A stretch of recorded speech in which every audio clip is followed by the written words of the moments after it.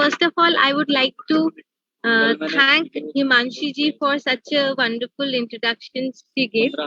And good evening to all of you.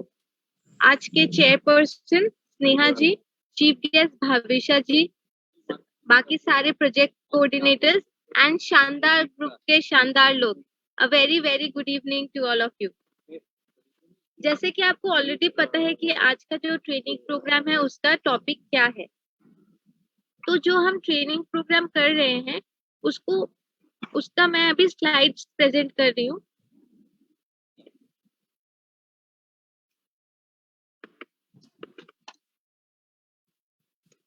तो आज का हमारा टॉपिक है डिसीजन मेकिंग। अब डिसीजन मेकिंग क्या है, हम क्या समझते हैं कि डिसीजन मेकिंग क्या होती है? तो डिसीजन मेकिंग एक मेंटल प्रोसेस है। जितनी भी चीज हम सोचते हैं, जिनका एक से ज्यादा ऑप्शन होता है एंड वो हमें चूज करना होता है कि हमें क्या चूज करना है, उसे हम डिसीजन मेकिंग बोलते हैं। जब हमें पता है कि हमें कुछ करना है लेकिन हमें ये नहीं पता कि हमें क्या करना है, तब आता है डिसीजन मेकिंग का रोल। तो आज के हमारे सेशन में हम यही पूरा देखेंगे कि डिसीजन मेकिंग क्या होती है और हमें क्या चीज फॉलो करना चाहिए व्हाइल टेकिंग डिसीजंस। तो अब आप लोग सब चैट बॉक्स में प्लीज आंसर करिए कि आज के दिन में, आज थर्सडे को, आपने सुबह उठने के बाद कितने डिसीजंस लिए हैं। आप लोग चैट बॉक्स में प्लीज रिप्लाई करें।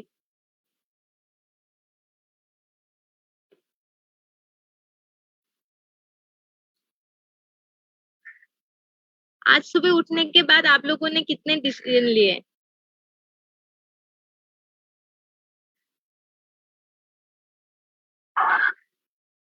आप लोग चैट बॉक्स में रिप्लाई कर सकते हैं, और अगर कोई चैट बॉक्स में रिप्लाई नहीं करने चाहते तो आप लोग अनम्यूट करके भी बता सकते हैं।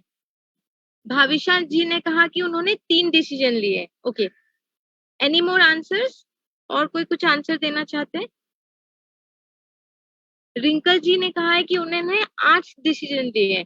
ओके, आप अनम्यूट करके भी बोल सकते हैं।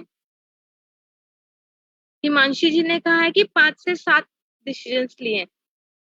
ओके, तो क्या आपने ये डिसीजन लिया था सुबह, जैसे आप उठ रहे थे कि मैं अभी उठूं या 5 मिनट और सो, या अभी उठ जाऊं, उठने के बाद मैं पहले पानी पीऊं या वॉशरूम जाऊं, मैं पहले नहाऊं या घर का थोड़ा काम देख लूं?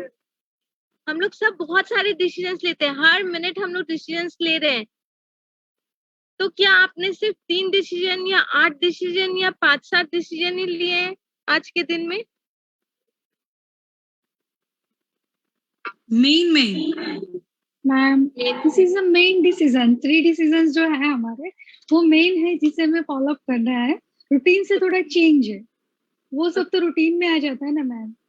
ओके, तो हमने इतने सारे डिसीजंस लेने होते हैं एक दिन में, हमें पता नहीं चलता कि कितने डिसीजंस हम लोग ऑटो मोड में ले रहे हैं कि हमें आज क्या सब्जी बनानी है, आज ब्रेकफास्ट में क्या बनेगा, हमें आज क्या खाना है, हमें आज क्या पहनना है, हमें कहाँ बाहर जाना है।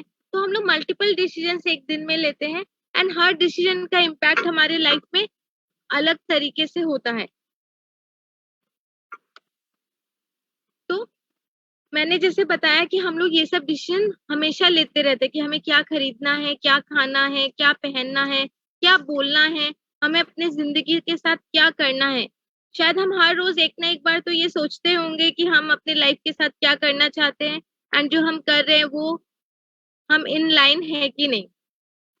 तो बहुत सारे अगर हम लोग डिसीजंस लेते हैं अपने दिमाग में, तो हमारा दिमाग थक जाता है डिसीजन लेते लेते। जितनी ज्यादा डिसीजंस हम एक दिन में लेते हैं उतनी ज्यादा हमारा दिमाग थक जाता है। जितना हम लोग डिसीजंस ले लेकिन कुछ डिसीजंस ऐसा होता है जिनको लेने में हमें डिफिकल्टी फील होती है, जिनका आंसर हमारे पास नहीं होता, जिनको डिसाइड करने में हमें डिफिकल्टी बहुत फेस होती है, हम लोग उसका डिसीजन लेने में बहुत टाइम लगा देते हैं। उनको हम कहते हैं टफ डिसीजंस, जो डिसीजंस हमें डिफिकल्टी होती है। तो ऑल्दो हम लोग बहुत सारे डिसीजंस लेते हैं, लेकिन कुछ डिसीजंस हमें लगते हैं कि वो डिफिकल्ट है, वो टफ है। तो जब हम लोग बहुत सारे डिसीजंस लेते रहते हैं और हमारा दिमाग थक जाता है, हम उसे कहते हैं डिसीजन फटीग। क्या कहते हैं हम? क्या कहते हैं हम? Decision decision fatigue. Fatigue. Okay, तो मैं अभी आपको बताती हूँ कि डिसीजन फटीग क्या होता है। जितना ज्यादा हम लोग डिसीजन लेते जाते हैं, हमारी जो क्वालिटी होती है डिसीजन की, वो घटता जाता है। जितने कम डिसीजन हम लेते हैं, उतना हमारा क्वालिटी डिसीजन का ज्यादा होता है। सपोज अगर हम लोग के जो टफ काम है, जो डिफिकल्ट डिसीजन है, वो हम लोग first half of the day के लिए रख दे, कि पहले दिन में हम इम्पोर्टेंट डिसीजन लेंगे, एंड जो रूटीन डिसीजन है वो हम लोग दिन के नेक्स्ट पार्ट में लेंगे। तो this is a useful thing, जिससे हमें डिसीजन फटीग नहीं होगा। क्या आपके साथ कभी ऐसा हुआ है कि बहुत सारा दिन का एंड हो जाता है और फिर आपको कोई चीज के बारे में अगर डिसाइड करना पड़ता है, तो आपको थोड़ी डिफिकल्टी फेस होती है उसका डिसीजन लेने में, तो आप नेक्स्ट डे के ऊपर छोड़ते हैं कि कल देख लेंगे इसका क्या करना है, आज तो छोड़ देते हैं। ऐसा हुआ है किसी के साथ? ऐसा हुआ है? Yes, I got few answers in the chat box कि ऐसा होता है हमारे साथ, क्योंकि हमें ऐसा लगता है कि अब हमारे में एनर्जी नहीं है और डिसीजन लेने की, अब ये कल देखते हैं, कल सोचते हैं, अभी के लिए ये छोड़ दो। तो इसी को हम डिसीजन फटीग बोलते हैं, कि हमारा दिमाग थक गया है और हमारी डिसीजन मेकिंग पावर जो है वो कम हो रही है। तो हम ये डिसीजन फटीग को कैसे दूर कर सकते हैं, कैसे इसे कम कर सकते हैं? कुछ हमारे पास कुछ हमारे पास टिप्स है, जिससे हम डिसीजन फटीग को जो है वो कम कर सकते हैं। सबसे पहला है एस्टैब्लिश रूटीन। जैसे भविष्य जी ने कहा कि वो तो रूटीन का काम था, वो मैंने डिसीजन में काउंट नहीं किया। लेकिन अगर हम लोग रूटीन बना लेंगे, सपोज हर रोज का जो काम है उस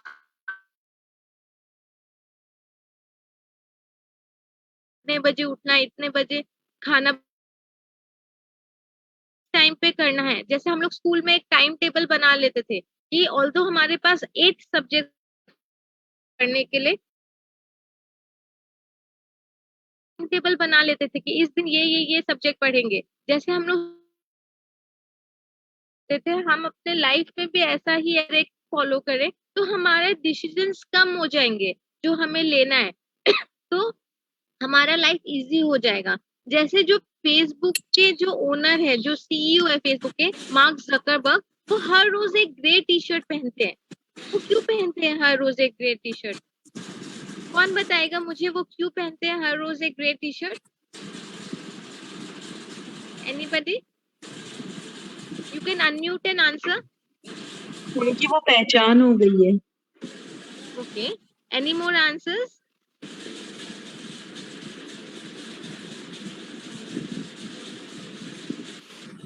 एनी मोर आंसर्स? ओके वो हैबिट हो गई है इसलिए। ओके, रिंकल जी ने कहा है कि उनकी हैबिट हो गई है, निधि जी ने कहा कि उनकी पहचान हो गई है। लेकिन वो इसलिए सेम टी शर्ट पहनते हैं कि उन्हें ये डिसाइड ही ना करना पड़े कि उन्हें क्या पहनना है। इसमें उनका उनके वार्डरोब में बहुत सारी ग्रे टी शर्ट्स हैं, वो हर रोज जाते हैं, एक ग्रे टी शर्ट निकालते हैं एंड पहन लेते हैं। तो उस पार्ट में उनका डिसीजन मेकिंग पावर जीरो हो गया है, कि उनको कुछ भी अपना दिमाग नहीं लगाना कि मुझे क्या करना है। उनका मेंटल जो एबिलिटी है वो स्ट्रेस नहीं होना कि मुझे क्या पहनना है। कितना बार हम क्या करते हैं, जब हम शादियों में जाते हैं, पार्टीज में जाते हैं, तो क्या पहनना है इसके लिए हम लोग 10 लोग से पूछते हैं कि हमें क्या पहनना है, मैं ये साड़ी पहनूं या वो साड़ी पहनूं, कौन से कलर का ड्रेस पहनूं। तो हम एक सिंपल सी चीजों का भी डिसीजन कॉम्प्लिकेट कर देते हैं, जिसके वजह से हमें डिसीजन फटीग हो सकती है। तो हम लोग अगर रूटीन एस्टेब्लिश कर देंगे तो हमें बहुत हेल्प मिलेगा। नेक्स्ट है, हमें बाइनरी डिसीजन लेना चाहिए। आप लोग क्या समझते हैं बाइनरी से? बाइनरी वर्ड आप सबने सुना होगा कभी ना कभी। बाइनरी से आप क्या समझते हैं? मैंने सुना है बट उतना नॉलेज नहीं है एग्जैक्टली उसको क्या बोलते हैं। बाइनरी मतलब दो, टू। बाइनरी हम बोलते हैं 1 और 0, दो होते हैं। तो हमें जब भी डिसीजंस भी लेने हैं, हम मल्टीपल ऑप्शंस नहीं रख के हमेशा दो ही ऑप्शंस रखे, या तो हमें ये करना है या हमें ये करना है। सपोज आप दो ही ड्रेसेस में चूज करेंगे, या तो मुझे रेड साड़ी पहननी है या येलो साड़ी पहननी है, या तो मुझे आज बाहर जाना है या हम मुझे घर पे ही रहना है। हम लोग हमेशा बाइनरी मोड में डिसीजंस ले तो हमारे लिए डिसीजंस लेना इजी होगा। नेक्स्ट है, हमें प्रायोरिटाइज करना सीखना होगा। प्रायोरिटाइज का मतलब क्या होता है कि जो हमारे लिए इम्पोर्टेंट चीजें हैं हमें वो आइडेंटिफाई करना होगा कि आज का जो हमारा रूटीन है, आज का जो हमने अपना टू डू लिस्ट बनाया है उसपे कौन से ऐसे टास्क है वो जी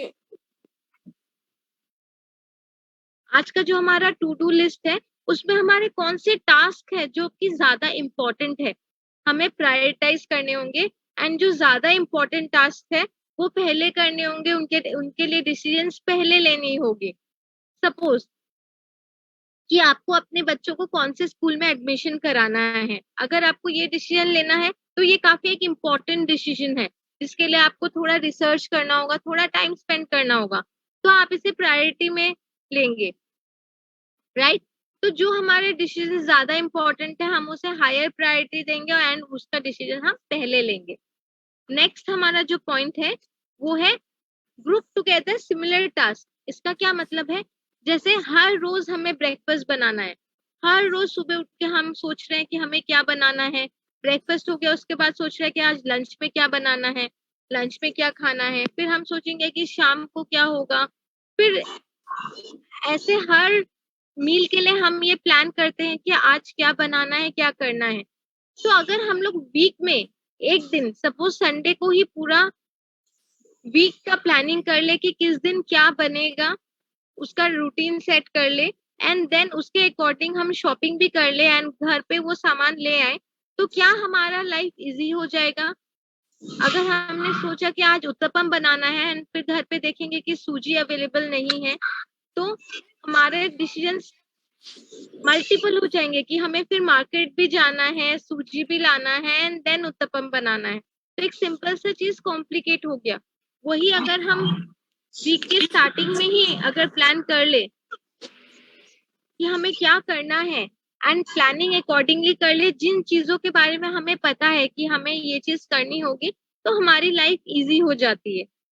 जैसे आप में से बहुत सारे लोग ऐसे करते होंगे कि हर रोज एक कलर की ड्रेस पहनते हैं, हर रोज एक कलर की ड्रेस पहनते हैं, अपने वार्डरोब में 7 ड्रेसेस रखते हैं। तो मंडे को ये पहनते हैं, ट्यूसडे को ये, वेंसडे को ये, तो उनको डिसाइड ही नहीं करना पड़ता, जो डे है उसके अकॉर्डिंग वो लोग कपड़े पहन लेते हैं। सिमिलरली हमें अपने जो टास्क है वो ग्रुप कर लेने चाहिए, जो सिमिलर टास्क है उनको साथ में कर लेने चाहिए ताकि हमें ज्यादा डिसीजन ना लेना पड़े। एक दिन बैठे हमने डिसीजन लिया तो पूरे हफ्ते का डिसीजन हमारा हो गया। नेक्स्ट है सेट डेडलाइंस। ये बहुत इंपॉर्टेंट है। आप लोग सब जब कॉलेज में थे और एग्जाम की पहली रात जब हम पढ़ते थे तो क्या हम बहुत फटाफट हमें चीजें याद हो जाती थी, ऐसे लगता था कि हमारा इंटेलिजेंस पावर बहुत बढ़ गया है, आज तो मुझे सब चीजें समझ में आ रही है एंड सब चीजें याद हो रही है। ऐसा किसी ने फील किया है अपने कॉलेज डेज में?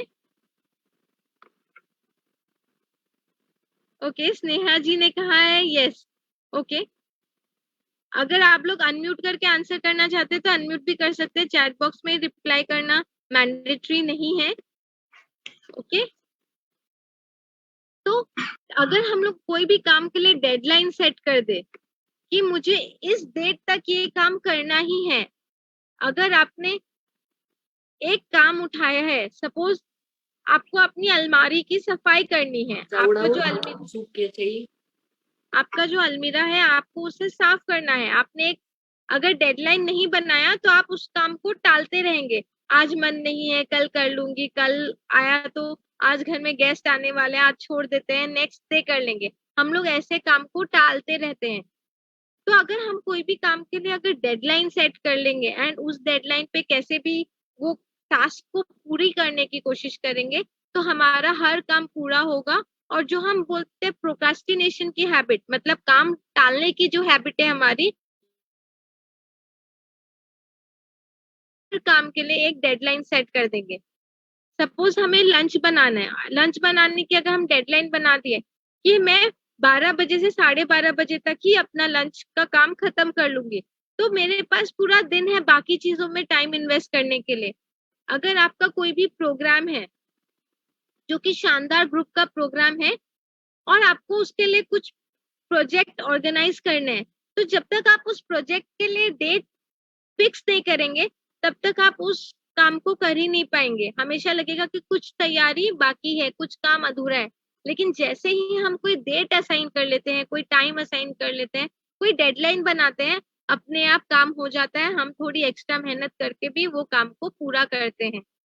तो ये चीज बहुत इंपॉर्टेंट है कि हम अपने हर काम के साथ एक डेडलाइन बना दे। नेक्स्ट इज सब काम अकेले ना करें। अगर कोई भी काम में आप किसी की भी मदद ले सकते हैं, प्लीज लोगों की मदद लीजिए एंड फिर वो काम करिए, आपका काम आसान हो जाएगा। अगर कोई डिसीजन लेना है जो आप अकेले नहीं ले पा रहे, तो आप अपने दोस्तों के, रिश्तेदारों की सलाह ले सकते हैं। लेकिन जब आप सलाह ले तो ये बात ध्यान रहे कि सुनो सबकी लेकिन करो अपनी। आप डिसीजन जब लेंगे तो आपके खुद के डिसीजन होने चाहिए। ऐसा नहीं होना चाहिए कि आप सबको सुन रहे हैं एंड सबका बोले बोले कर रहे हैं। इसी बात से मुझे एक कहानी याद आ गई। ये कहानी है अतुल मिठाई वाले की।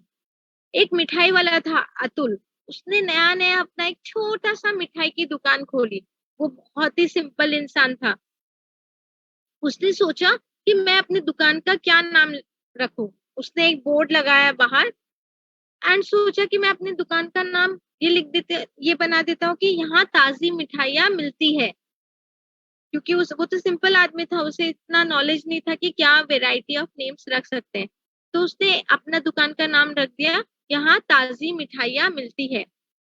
फिर उनकी दुकान में आए एक मिस्टर रायचंद। रायचंद, इंडिया में बहुत सारे रायचंद होते हैं जो लोग फ्री में अपनी एडवाइस देते रहते हैं। तो हमारे दुकान पे भी एक आ गए मिस्टर रायचंद। जैसे ही मिस्टर रायचंद आए, उन्होंने बोला कि आपकी दुकान में आपने नाम दिया है यहाँ ताजी मिठाइयाँ मिलती है, तो हम यहाँ आए तो यहाँ ही तो ताजी मिठाइयाँ मिलेगी, और कहाँ मिलेगी? तो यहाँ लिखने का क्या मतलब है? तो अतुल ने क्या कहा, अतुल ने यहाँ का वर्ड निकाल दिया। उन्होंने अपना दुकान का नाम लिख दिया ताजी मिठाइयाँ मिलती है। उनका दुकान का नाम चेंज हो गया। फिर आए मिसेस रायचंद, वेरी स्मार्ट और बहुत ही बोलने वाली एक और लेडी आई जिनका नाम था मिसेस रायचंद। अब मिसेस रायचंद बोलती है कि ये कैसा नाम आपने रखा है, ताजी मिठाइयाँ मिलती है। जैसे ही मैं पढ़ती हूँ ताजी मिठाइयाँ मिलती है, तो मेरे मन में ये चीज आती है, क्या पता यहाँ पे स्टेल मिठाइयाँ भी मिलती होगी, पुरानी मिठाइयाँ भी मिलती होगी, इसलिए आपने स्पेसिफिकली लिखा है कि यहाँ ताजी मिठाइयाँ मिलती है, ताकि मैं ये नहीं सोचूं कि आप पुरानी मिठाई दे रहे हैं। तो आप सिर्फ लिखिए कि मिठाई मिलती है, ताजी मिठाई मिलती है क्या होती है। तो अतुल जी तो बहुत सिंपल थे, उन्होंने बात मान लिया। अब उन्होंने अपना दुकान का नाम लिख दिया मिठाई मिलती है। फिर एक और मिस्टर रायचंद आ गए। जैसे ही मिस्टर रायचंद आए, उन्होंने देखा कि इनका दुकान का नाम है मिठाई मिलती है। उन्होंने कहा कि अगर हम मिठाई की दुकान में आएंगे तो मिठाई तो मिलेगी, और क्या मिलेगा, तो क्या जरूरत है मिठाई वर्ड लिखने के लिए। और उनका दुकान का नाम क्या चेंज हो गया, मिलती है। मिलती है। फिर एक और फिर रायचंद आए, उन्होंने कहा क्या मिलती है, अगर हम कुछ दुकान में आएंगे तो कुछ ना कुछ तो मिलेगा ही, मिलती वर्ड हटा दो। अब अतुल जी के दुकान का नाम हो गया था है। फिर लास्ट में एक और आए और बोले कि है, ये क्या नाम होता है, ये कोई नाम नहीं होता, आपका दुकान तो दिख रहा है, नाम की क्या जरूरत है। तो उसने है भी हटा दिया। अब अतुल जी का दुकान का नाम एक ब्लैंक व्हाइट बोर्ड हो गया, उनके दुकान का कोई नाम ही नहीं था। फिर आए एक और मिस्टर रायचंद और उन्होंने बोला, अरे भाई अगर आपने मिठाई की दुकान खोली है तो एक अच्छा सा नाम तो लिखो अपने दुकान का। तो अतुल जी ने कहा, भाई साहब आप ही बता दीजिए कि क्या नाम लिखे, मुझे तो कुछ समझ में ही नहीं आ रहा। तो उसने कहा, अरे तुम तो मिठाइयाँ बेचते हो, तो तुम अपनी दुकान के नाम रखो, यहाँ ताजी मिठाइयाँ मिलती है। तो ये जो अतुल जी थे, ये सिर्फ एक मिठाई वाले की कहानी नहीं है, ये हम सब की कहानी है। हम अपने लाइफ में जो भी डिसीजंस लेते हैं उसमें इतने जनों के राय पूछते हैं, इतने लोगों का सजेशंस लेते हैं और हम अपना दिमाग यूज ही नहीं करते। जो चीज बोलना चाहते हैं हम वो चीज मानते हैं एंड उससे कभी भी हम डिसीजन नहीं ले पाते हैं। जब भी आप सजेशन ले, किसी की राय ले, तो अपना दिमाग जरूर लगाए कि आपको क्या चीज यूज करना है एंड क्या यूज नहीं करना है, कौन से एडवाइसेस आपको अच्छे लग रहे हैं आपको यूज करने हैं एंड कौन से एडवाइसेस यूज नहीं करने, राइट। तो हमें ये चीज अपने लाइफ में इम्प्लीमेंट करना है। मैं वापस से वो साड़ी वाला एग्जांपल देती हूँ कि मैं आज साड़ी पहन रही हूँ और मैंने सोचा कि ब्लैक साड़ी पहनूंगी मैं, तभी मुझे रिंकल जी ने बोल दिया कि क्या मैडम आप ब्लैक साड़ी पहनेंगे, आप रेड साड़ी पहनिए, आप रेड में बहुत अच्छा लगते हैं। फिर मुझे निधि जी ने कह दिया कि मैंने पूछा कि मैं कौन से कलर की साड़ी पहनूं, तो निधि जी ने कहा कि अभी सावन चल रहा है तो आप ग्रीन कलर की साड़ी पहन लीजिए।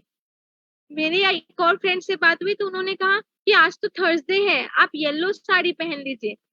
मैंने इतने बिना मतलब का क्वेश्चन इतने लोगों से पूछ लिया, इससे अच्छा मैं अपने आप ही ब्लैक साड़ी पहन लेती तो मेरा डिसीजन कितना कम हो जाता। मैंने बिना मतलब अपने आप को और कॉम्प्लिकेट कर दिया। तो हमें ये चीज का बहुत ध्यान रखना है कि क्या चीज को हमें कितना इम्पोर्टेंस देना है अपने लाइफ में एंड कौन सा डिसीजन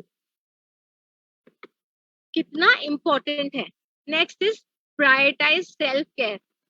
सेल्फ केयर मतलब कि हमें अपने हेल्थ का ध्यान देना बहुत जरूरी है। अगर हम दिन में थोड़ा टाइम निकाल के अगर अपने लिए रखना चाहते हैं, जो मुझे पसंद है अगर मैं वो करना चाहती हूँ, अगर मैं थोड़ी देर रेस्ट करना चाहती हूँ, तो वो सब चीज इम्पोर्टेंट है एंड मुझे उस चीज के लिए टाइम निकालना चाहिए। कभी भी ऐसा नहीं होना चाहिए कि मैं अपने आप को लास्ट रख दूं। ऐसा हमारे साथ होता है ना घर पे, अगर सब लोग की इतनी डिमांड्स होती है कि हम अपने आप को हमेशा लास्ट में रख देते हैं, बाकी लोगों को हम इतना इम्पोर्टेंस देते हैं कि हम अपने आप को इम्पोर्टेंस ही नहीं देते। तो हमें हमेशा थकान महसूस होती है, हम मेंटली हमेशा थके हुए फील करते हैं क्योंकि हम इतने बिजी है पूरे दिन कि हमने अपने लिए थोड़ा भी टाइम ही नहीं निकाला। तो हमें अपने आप के लिए भी टाइम निकालना है, तभी हमारी जो दिमागी थकान है वो दूर होगी।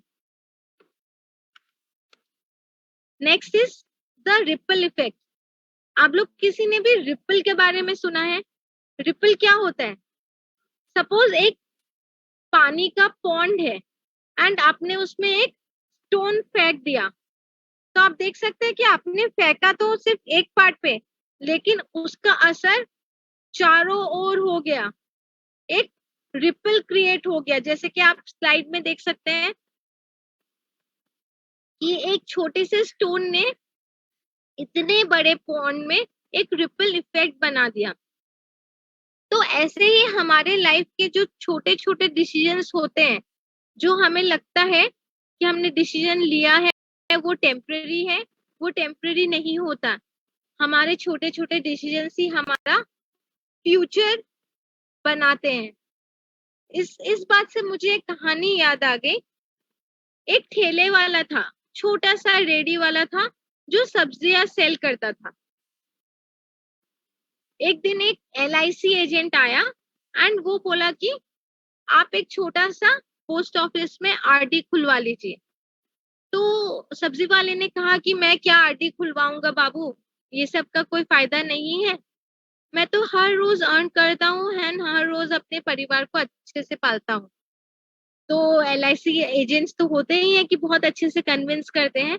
उसने सब्जी वाले को बोला कि मैं हर रोज आपसे 50 रुपए की सब्जी खरीदूंगा एंड आप मुझे बदले में 100 रुपए दे दीजिए। 50 रुपए की जो सब्जी है वो आप मुझे फ्री में दे दीजिए और 50 रुपए आप मुझे कैश दे दीजिए। मैं हर रोज आपके 100 रुपए जमा कर दूंगा। ठेले वाले को लगा कि क्या फायदा, 100 रुपए जमा करके क्या ही हो जाएगा। उसने मना किया। 2-4 रोज ऐसे ही हुआ, ठेले वाले मना करते गए। एक दिन LIC एजेंट वाले ने ठेले वालों को कन्विंस कर ही लिया कि 50 रुपए की तो वो सब्जी खरीदेगा जिसके कि वो पैसे नहीं देगा एंड 50 रुपए सब्जी वाला कैश देगा एंड वो हर रोज सब्जी वाले के 100 रुपए का आरडी लगा देगा। अब हर रोज 100 रुपए की आरडी जमा होने लगे, ये एक ट्रेंड बन गया। सब्जी वाले ने इस चीज का बहुत ध्यान नहीं दिया। एक दिन सब्जी वाले को 2.5 लाख रुपए की जरूरत थी। कोई लोग आए और बोले कि क्या तुम अभी तक ठेला लगाते हो, रेडी लगाते हो? आजकल रेडी से कोई सब्जियां नहीं खरीदते, आजकल सबको एक स्टोर चाहिए होता है सब्जियां खरीदने के लिए। तुम सिर्फ 2.5 लाख रुपए लगाओ एंड तुम्हें एक अच्छे सा दुकान खोल सकते हो और तुम्हारी सब्जियां भी अच्छे दाम में बिकेगी और तुम्हें गर्मी में परेशान भी नहीं होना पड़ेगा। तो वो सब्जी वाला बोला, मैं तो गरीब सब्जी वाला हूँ, मैं 2.5 लाख रुपए कहाँ से लाऊं? जैसे ही उसने ये बोला तभी वो LIC एजेंट आया उस दुकान पे और उसने उन दोनों का वो बातचीत पे ध्यान गया। तो वैसे ही LIC एजेंट बोला कि आप हर रोज तो 100 रुपए जमा कर रहे हैं, पिछले 3 साल से आपके पैसे जमा हो रहे हैं, आपके 2.5 लाख रुपए जमा हो गए एंड मैं आपको 2.5 लाख रुपए निकलवा के दे सकता हूँ। इस बात से रेडी वाला बहुत खुश हो गया। उसने अपने आरडी के पैसे से 2.5 लाख रुपए लिए एंड उसे अपने रेडी को एक छोटा सा दुकान बना लिया। तो एक पहले का डिसीजन रेडी वाले का हर 100 रुपए जमा करने का इतना अच्छा हो गया कि उस 100 रुपए के वजह से आज उसकी रेडी एक दुकान में बदल गई। ऐसे ही हमारे लाइफ में जो छोटे छोटे डिसीजंस होते हैं, जो बहुत छोटे छोटे डिसीजंस होते हैं, वो भी हमारे लाइफ के फ्यूचर डिसाइड करने में बहुत इंपॉर्टेंट है। सपोज जब आप कॉलेज में गए होंगे तो आप कौन सा फील्ड चूज किया, आपने क्या आपने अपने लिए डिसाइड किया, उसका इम्पैक्ट आज आपके लाइफ में है या नहीं है? राइट। हम जो भी अपने पास्ट में डिसाइड कर चुके हैं उसको आज हम कनेक्ट कर सकते हैं कि उस डिसीजन से आज हमारा इम्पैक्ट क्या हुआ है। लेकिन आज हमारे डिसीजन से बाद में इम्पैक्ट क्या होगा ये डिसाइड करना थोड़ा सा डिफिकल्ट होता है। इसलिए आप हमेशा डिसीजन यही सोच के लीजिए कि आज आपका जो डिसीजन है उसका क्या इम्पैक्ट होगा। डिसीजन हमेशा सोच के लीजिए कि आप अपने लाइफ के साथ क्या डिसीजन लेना चाहते हैं। आज की हमारी छोटी सी डिसीजन भी हमारा फ्यूचर सिक्योर कर सकती है, हमें फ्यूचर में आगे बढ़ा सकती है। सपोज आज हम यहाँ पे जितने भी लोग हैं, हम सब ऑलमोस्ट अपने लाइफ में सेटल्ड है, हम लोग सब अपने कंफर्ट जोन में है एंड हम लोग सोचते हैं कि क्या करना है और पढ़ाई क्यों करनी है, अब तो मैं बहुत पढ़ चुकी। लेकिन आज भी अगर आपका कोई ख्वाब है जो आप पढ़ नहीं पाए थे पहले एंड अभी आप कंटिन्यू करना चाहते हैं, तो डेफिनेटली हमें टाइम निकाल के वो परस्यू करना चाहिए। क्या पता वही आपके फ्यूचर में आपके लिए एक चेंजिंग पार्ट आए, आप उसके वजह से अपने लाइफ में कुछ बन पाए। तो अगर कोई भी डिसीजन हम सोच समझ के ले तो वो चीज हमारे लाइफ में बहुत एक इम्पैक्ट क्रिएट करता है। इससे मुझे एक लेडी की बात याद आ गई। एक लेडी थी, वो बहुत स्मोक करती थी। वो स्मोक करती थी तो उसे हमेशा स्मोक करने के पहले चाय पीने की हैबिट थी। वो 1 कप चाय पीती थी, फिर 1 सिगरेट स्मोक करती थी। तो वो एक दिन में 10 सिगरेट स्मोक करती थी। तो किसी ने उसे बोला कि आप सिगरेट स्मोकिंग बंद कर दो।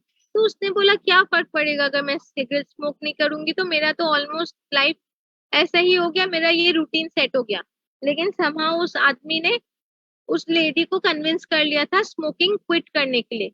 जैसे ही वो लेडी ने स्मोकिंग क्विट किया, वैसे ही उसके 10 चाय पीती थी, अब वो सिर्फ 1 ही चाय पीती थी, क्योंकि उसको तो स्मोक करने के लिए चाय पीने की हैबिट थी। उसने धीरे धीरे अपने चाय पीने की हैबिट भी कम कर दी। फिर उसे ऐसा लगा कि मेरे पास थोड़ा एक्स्ट्रा टाइम है एंड उससे अपने समहाउ हेल्थ के लिए बहुत कॉन्शियस हो गई। तो वो जिम जाना स्टार्ट कर दिया।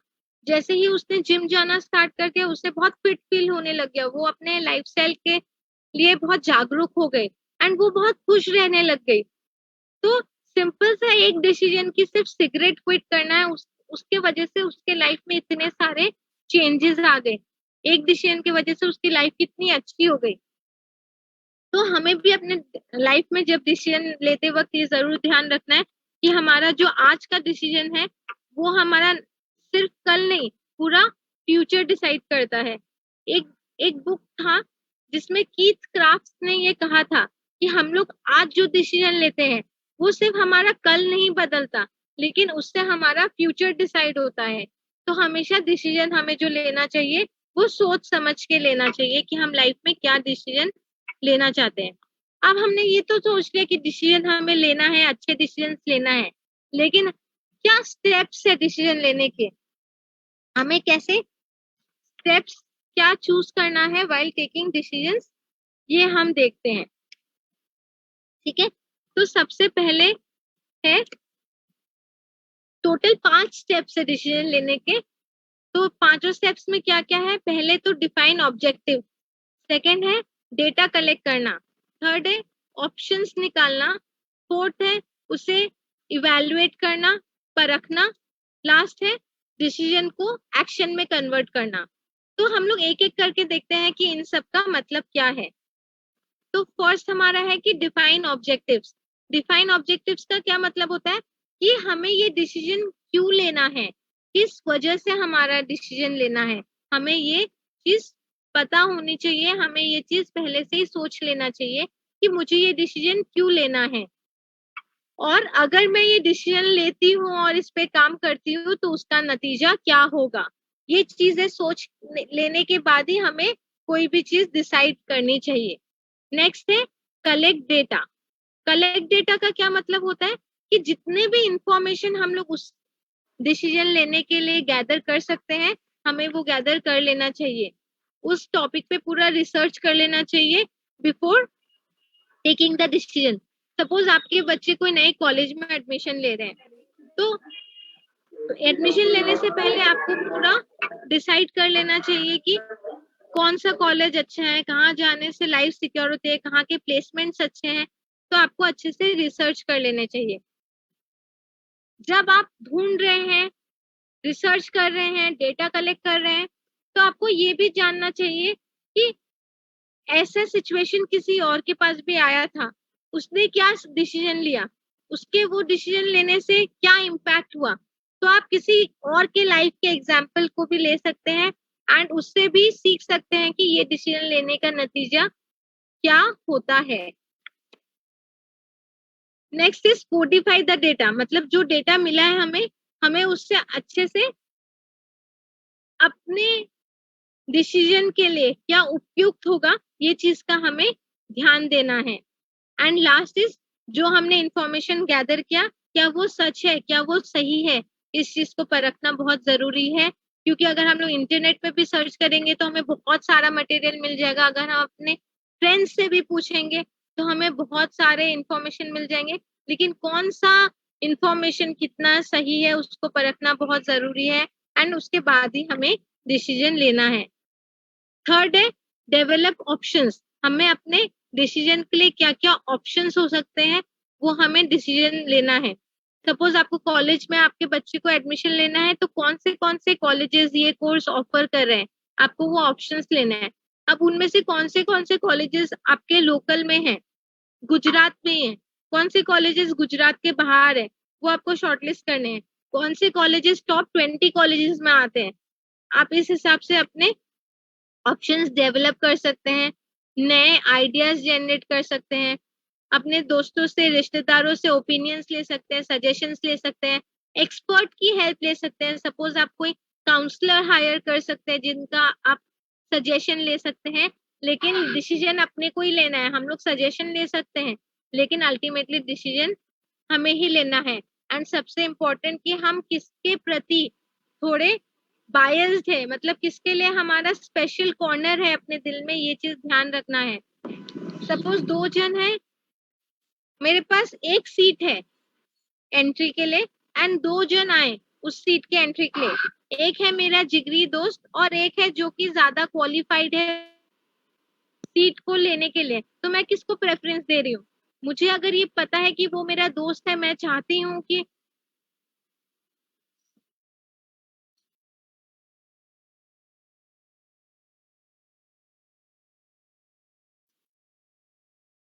मुझे कि मुझे ही डिसीजन लेना है ताकि मैं बायस ना हो, मैं लोगों को बराबर ट्रीट करूं। मैं ये ना सोचूं कि वो मेरा बेस्ट फ्रेंड है इसलिए मैं उसको सीट दे दूं। अगर मैं ये नहीं सोचूं, मैं अवेयर हूं तभी ये फल पाएगा। तो हमें अपने बायसेस के लिए अवेयर होने चाहिए बिफोर टेकिंग एनी डिसीजंस, कि हम किसी से पक्षपात नहीं करें। जब भी हम डिसीजन, अगर हमें वो पावर दी गई है, हमें वो अथॉरिटी दी गई है डिसीजन लेने की, तो हम पक्षपात ना करें एंड फेयर डिसीजंस ले जब भी हम डिसीजन ले।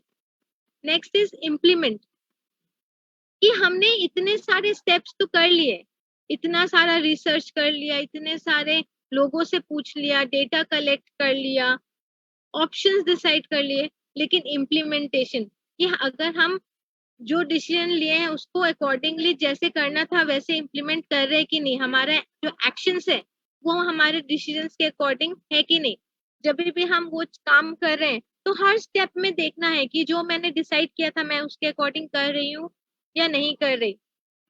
नेक्स्ट है स्टिक टू डेडलाइंस। आपने हर काम के लिए अपना एक डेडलाइन बनाया है, तो क्या आप उस डेडलाइन पे अपना वो काम कर रहे हैं कि नहीं कर रहे हैं।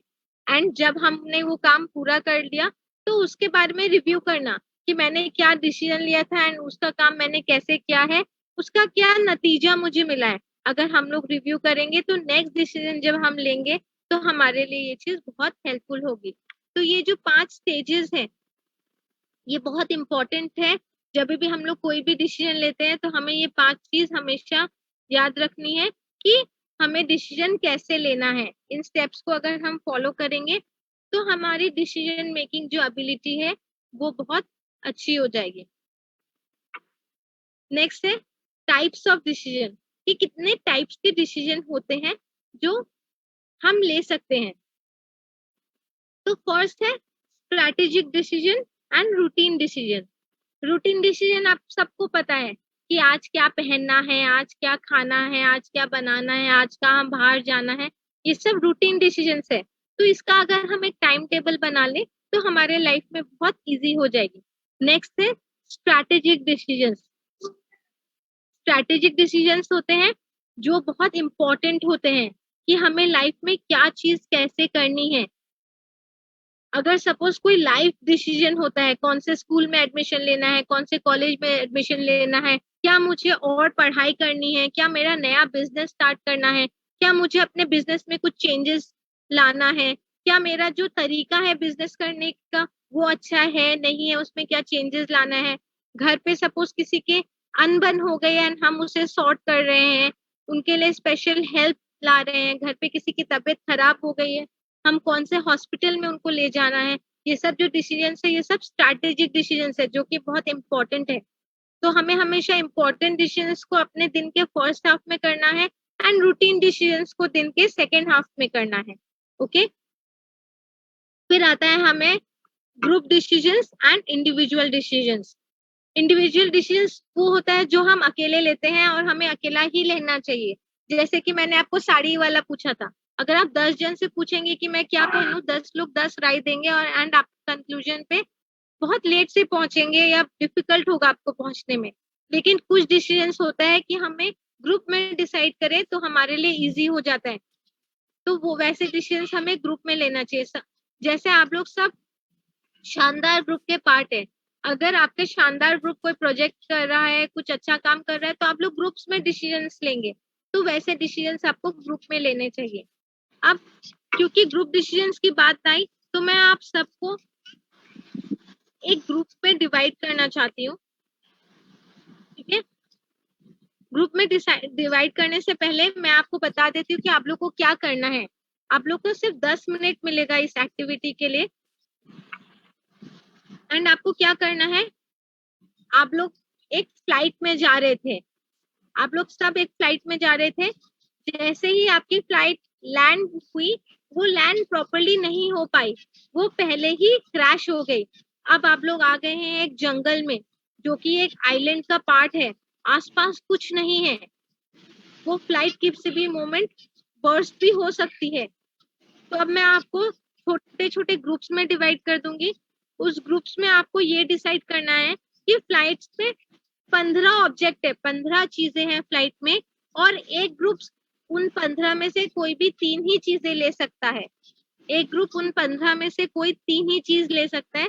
तो आपको ये डिसाइड करना है कि आप कौन सी 3 चीजें लेंगी, ये आपको डिसाइड करना है।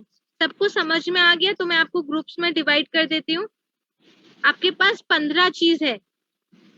जो 15 चीज है वो है मैच बॉक्स, बियर का crate, water bottles, warm sweaters, first aid kit, radio, एक एक्स मतलब दाव, एक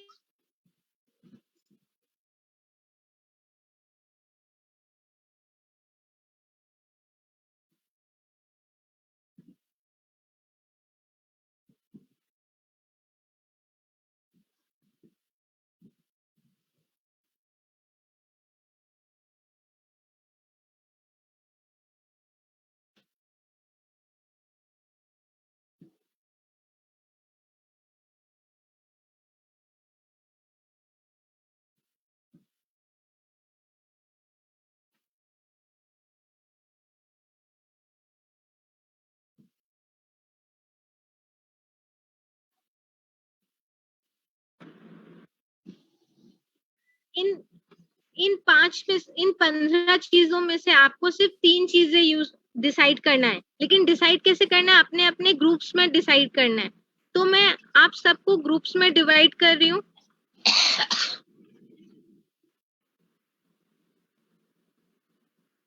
मैं आप लोगों को 4 ग्रुप को का पार्ट बना रही हूँ एंड आप लोग को ये डिसाइड करना है कि इन 15 में से आपका ग्रुप कौन सी 3 चीजें लेगा।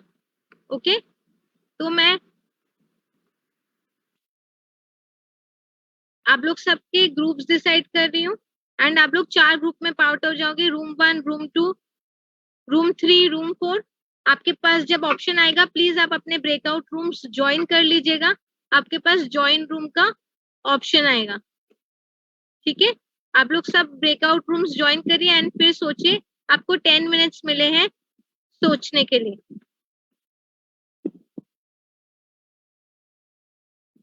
आप लोग सब ब्रेकआउट रूम्स ज्वाइन कर लीजिए। मैंने आपको इनविटेशन भेज दिया है ब्रेकआउट रूम ज्वाइन करने के लिए।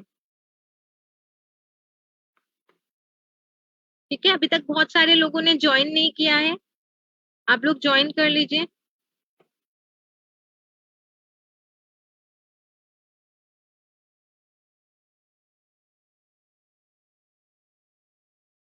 भूमि जी ने अभी तक ज्वाइन नहीं किया है, सोनल जी ने नहीं किया है, वर्षा जी ने नहीं किया है, रिंकल जी ने नहीं किया है, निधि जी, प्रवीणा जी, साधना जी, शक्कू जी, जयश्री जी, आप लोग सब प्लीज रूम्स ज्वाइन करें।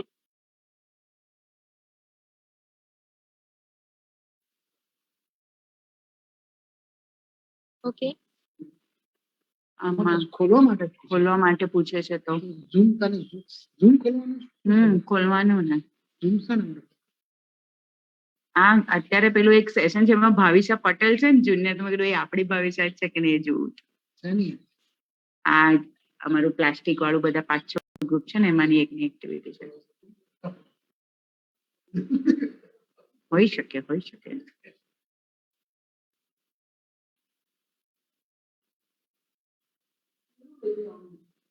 શું આ રહ્યું તને પેલું જ હિટ જોયું છે ને? આ રહ્યું સામે